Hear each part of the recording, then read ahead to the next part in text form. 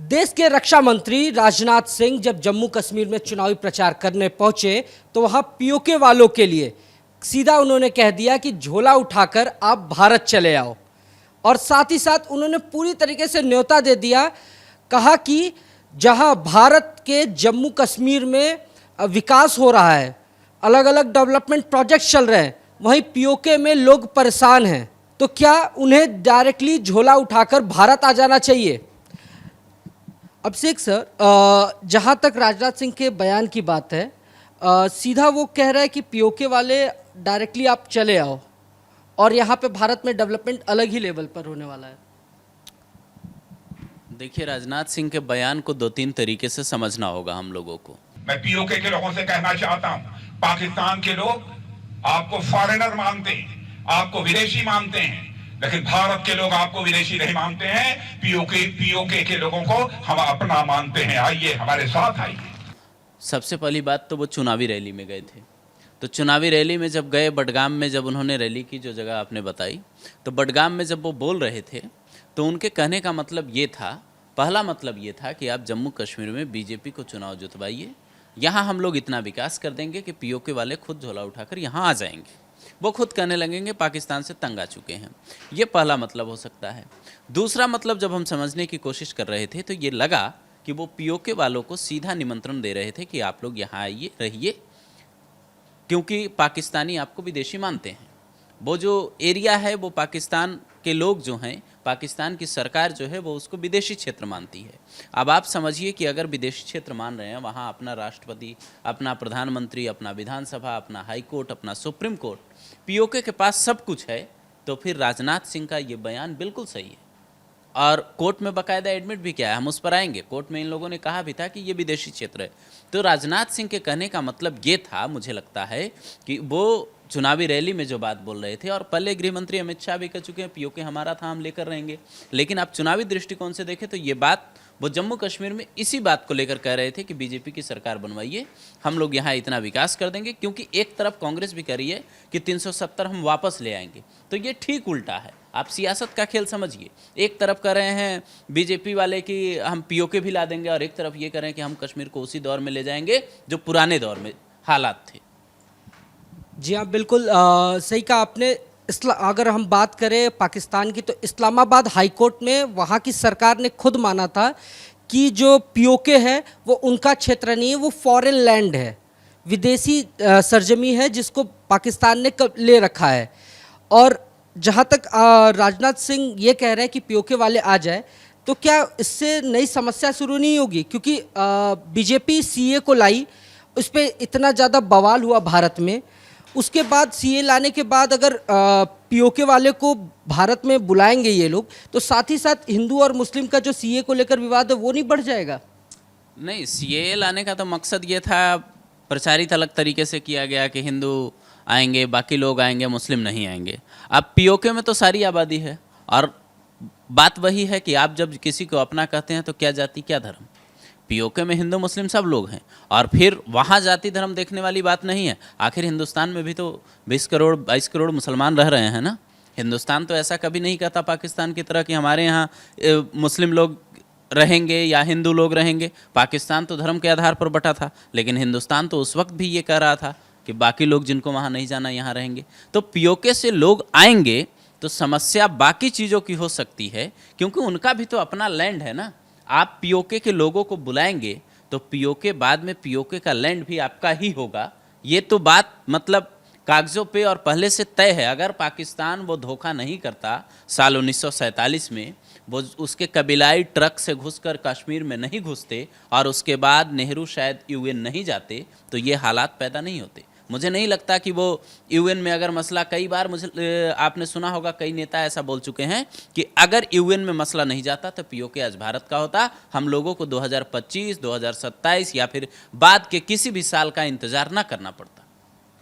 तो जहाँ तक राजनाथ सिंह ये बयान दे रहे हैं 2025 को लेते हुए, तो क्या सैन्य कार्रवाई के जगह पे वो चाहते हैं कि धीरे से वहाँ की डिप्लोमेसी के तरीके से वहाँ के लोगों को बुला ले, या फिर वहाँ खुद ही विद्रोह करा दे पाकिस्तान के खिलाफ, जिससे लोगों के बीच में इतना गुस्सा भरा रहे कि वो भारत में जुड़ने के लिए एकदम सब कुछ करने के लिए तैयार हो जाए?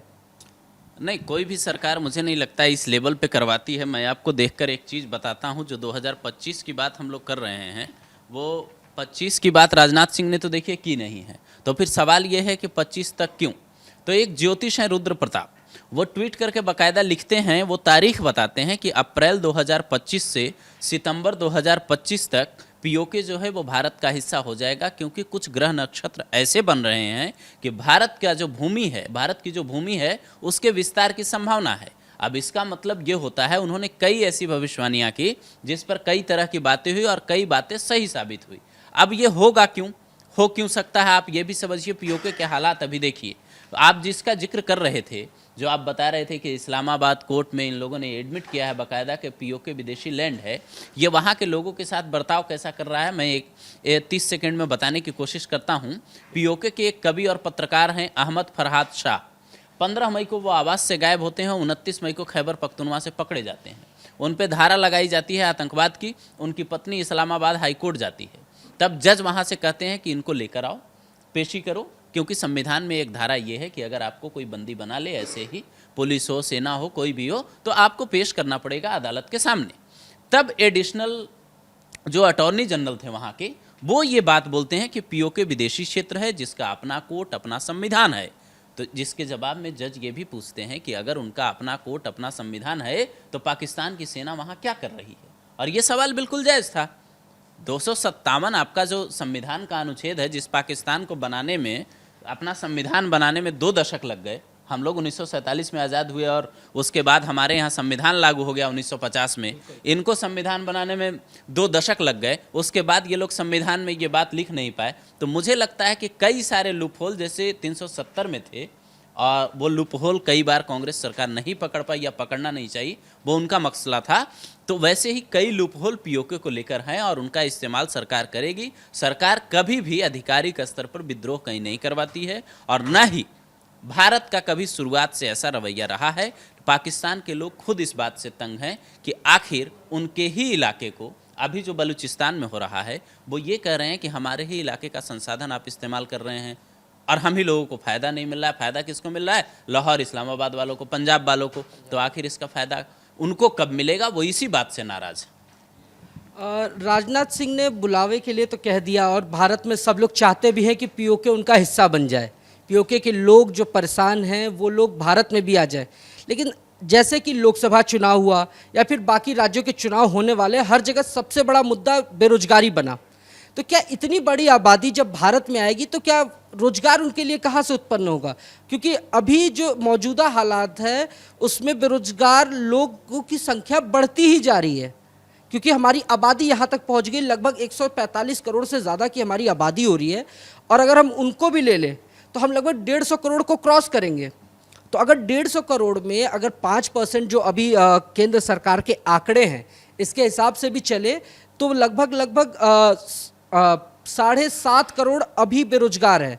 और इसके हिसाब से अगर वहाँ के लोग भी जुड़ते हैं तो उसमें भी बेरोजगारी बढ़ाएंगे तो लगभग 2 करोड़, वो तो 9-9.5 करोड़ कहाँ से नए रोजगार उत्पन्न होंगे देश में?